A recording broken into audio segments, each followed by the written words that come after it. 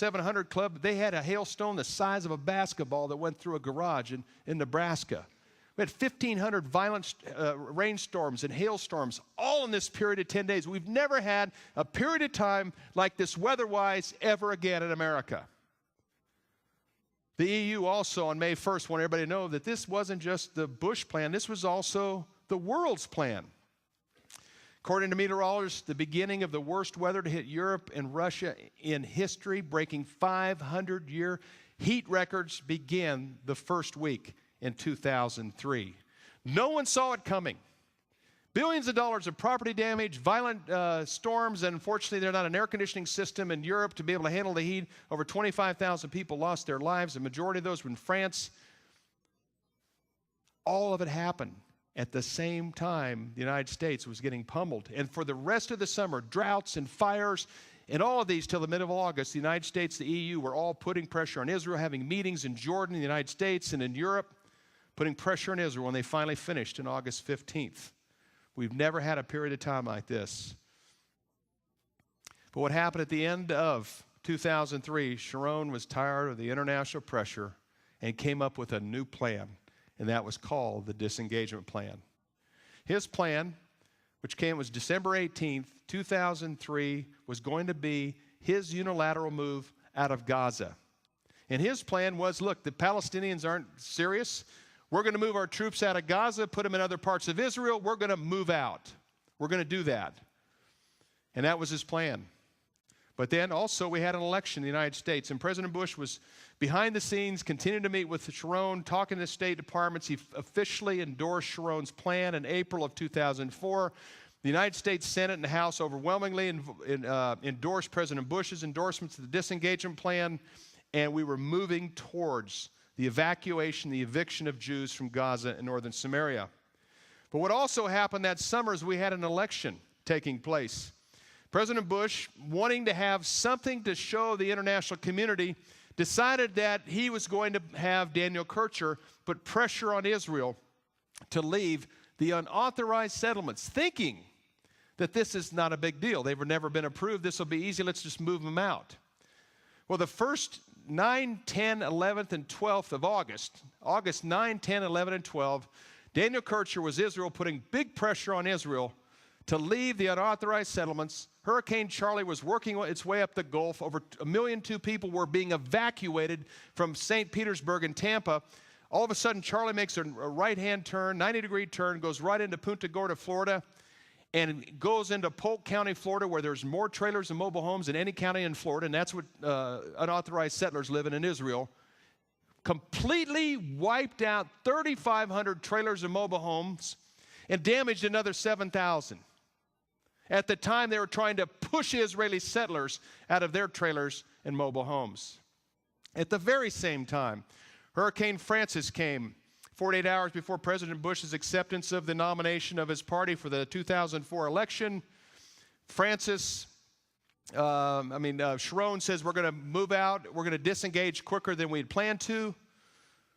All of a sudden, Hurricane Francis becomes the size of Texas. 3 million people are called to evacuate, and President Bush's brother could not even go up to the nomination speech because he had to oversee this massive storm the size of Texas that had taken President Bush's news about his acceptance speech completely off the newspapers.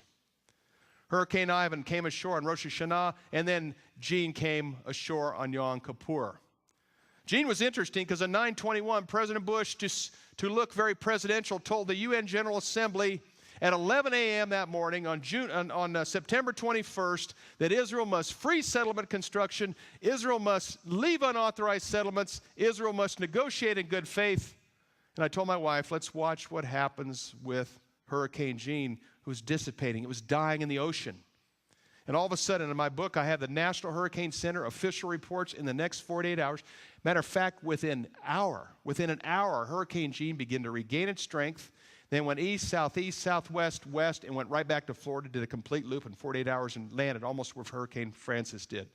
A storm that was dead. It was history. It was called off, and the PhD said we'll be studying this for years. President Bush's brother state pummeled. Record-setting U.S. evacuations. U.S. government $12.8 billion appropriations. U.S. insurance companies lost $25 billion. Uninsured losses, $20 billion. That was the estimate. Florida agriculture loss reached $3 billion. Combined, Charlie, Francis, Ivan, and Jean damaged more than one of every 5 Florida homes. And President Bush was pressuring Israel at this particular time to divide and to leave land that God intends Jews to live on. Israel's disengagement began August 17th through August 23rd, and this was many people, Jews and Christians all over the world, were praying that God would intercede and stop the disengagement. But the Lord showed me right before that this has to happen prophetically, but there will still be consequences. Israel's disengagement evictions completed on 8/23. The last settlers were forced from their homes in northern Samaria. Today we accomplished the first phase of the disengagement problem relating to the evacuations of civilians, said Israel's Defense Force Chief Daniel Halutz. Israeli forces plan to remove the settlers' belongings, destroy their houses, and then withdraw from Gaza. Authorities used force at times on Tuesday to clear the 2 remaining West Bank settlements. And then President Bush that same afternoon said, I want to congratulate Prime Minister Sharon for having made a very tough decision. As I said in my remarks yesterday in Salt Lake City, the Prime Minister made a courageous decision to withdraw from Gaza. We have got Jim Wolfson on the ground, helping President Abbas develop a government that responds to the will of the folks in Gaza. In other words, this is the step 1 in the development of a democracy.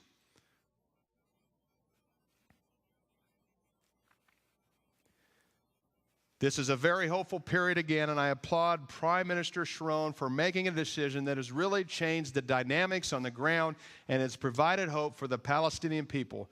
My vision, my hope is that one day we will see 2 states, 2 democratic states living side by side in peace and security. Within a couple hours of President Bush's statement, Tropical Depression 12 formed near the Bahamas. It just evolved out of nowhere like a lot of these events. On Wednesday, August 24th, by 11 a.m., the newly formed Tropical Depression was upgraded to Tropical Storm Katrina in less than 24 hours. In 48 hours, Katrina becomes a hurricane. On Friday, Hurricane Katrina comes ashore in southeast Florida. And by Monday, August 29, Katrina became a fierce and enormous Category 4 hurricane that hit Louisiana, Mississippi, and Alabama, devastating the city of New Orleans. It was the largest disaster in U.S. history, affecting the area the size of Britain. The United States has already appropriated $117 billion. The insurance companies are estimating over $45 billion in insured losses. There's probably $30 or $40 billion in uninsured losses. The insurance companies right now are fighting with homeowners over who's going to be responsible for this. We have a $200 billion disaster. People around the world could not believe that this happened in the United States. It was 10 times larger than anything else we'd ever had. The front page news of Washington, D.C. for 32 days had Katrina on it. The same terminology they used to explain what happened in Gaza a week before was the same terminology being explained to what happened in New Orleans. Refugees leaving Gaza, evacuees leaving Gaza, living in tents, hotels, and parks. Same thing in Israel. Same thing in New Orleans. 225,000 homes and businesses destroyed in in Louisiana, Mississippi, and Alabama. 2,700 destroyed in Gaza in northern Samaria. The parallels go on and on and on. You can see this collective fury and fire and wrath even when these things happen. And it's tragic these things happen, and many people are impacted and affected. But things happen really uniquely when God's covenant land is touched. I'll close with these because I'm out of time. But these 3 record-setting hurricanes. Katrina was the 6th most intense hurricane in Atlantic Basin history. Rita, a few weeks later, was the 4th most in Atlantic Basin history, and Wilma was the most intense hurricane in Atlantic Basin history. The United States was actively involved in negotiations during all 3 of these. I've already mentioned Katrina. During Rita, President Bush had King Abdullah from Jordan in the White House deciding on what they were going to do next. There were some other things, quartet meetings right around that moment. And then the day that Condoleezza Rice told the U.S. Senate Foreign Committee, Senate Foreign Committee that the United